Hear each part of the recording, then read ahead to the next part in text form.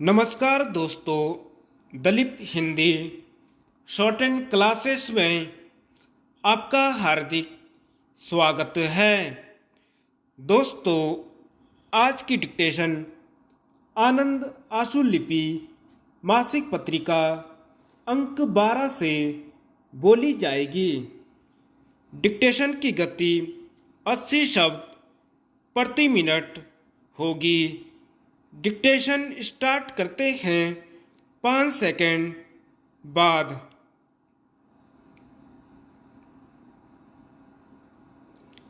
Speaker महोदय, यह सदन निसंदेह हमारी विदेश नीति और विदेशी मामलों के बहुत से पहलुओं में दिलचस्पी रखता है और इस बारे में भी कि भारत पर इसका क्या असर पड़ता है। संभवतः आज जो बहस होने वाली है उसमें इन बहुत सी बातों के बारे में ध्यान खींचा जाएगा।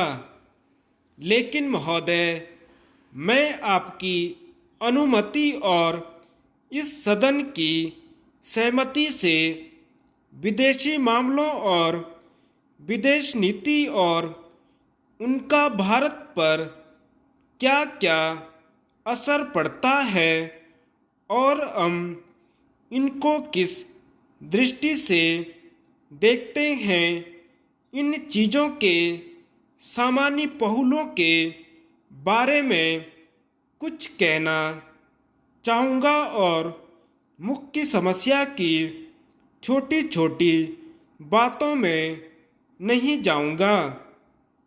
इससे भी पहले मैं केवल विदेशी मामलों में ही नहीं बल्कि स्वयं भारत के बारे में कुछ आम बातें कहूँगा।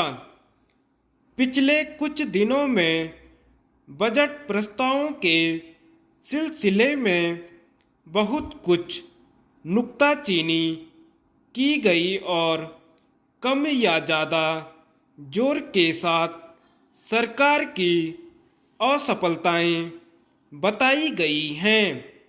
जहां तक मेरा प्रश्न है, मैं हर तरह की आलोचना का स्वागत करता हूं और मैं इस बात पर विश्वास करता हूं कि अगर यह सदन सिर्फ एक गतिहीन सदन, दब्बू सदन या ऐसा सदन जो हर सरकारी चीज़ की हाँ में हाँ मिलाने वाला सदन हो जाए तो यह मेरे विचार से दुर्भाग्यपूर्ण होगा।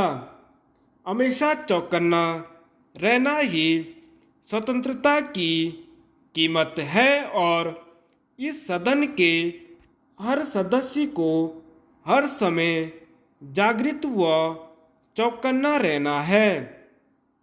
हाँ, सरकार को भी चौकस रहना चाहिए, लेकिन जो लोग सत्ताधारी होते हैं उनमें लापरवाह प्रवृत्ति रहती है। इसलिए मैं अपनी तरफ से इस सदन के माननीय सदस्यों की चौकसी का स्वागत करता हूं, जिन्होंने सरकार की हर गलती, असफलता या कमी की तरफ हमारा ध्यान खींचा है। मैं आशा करता हूं कि यहाँ की आलोचना अच्छी भावना से, दोस्ती के तरीकों से की गई है और वह सरकार की ईमानदारी को चुनौती देती है। हाँ, अगर सरकार की अच्छी भावना को भी चुनौती देने की इच्छा हो तो भी मैं उसमें विरोध नहीं करूँगा, बशर्ते यह स्पष्ट हो कि यही चीज़ विचाराधीन है।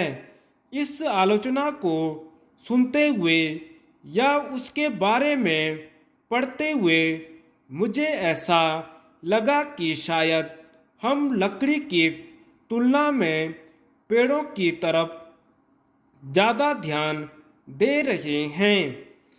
पिछले 18 महीनों में जो कुछ हुआ है उस पर और भारत की सारी तस्वीर पर गौर नहीं कर रहे। जहाँ तक आप निष्पक्ष रूप से देख सकते हैं, अवश्य देखिए। धन्यवाद।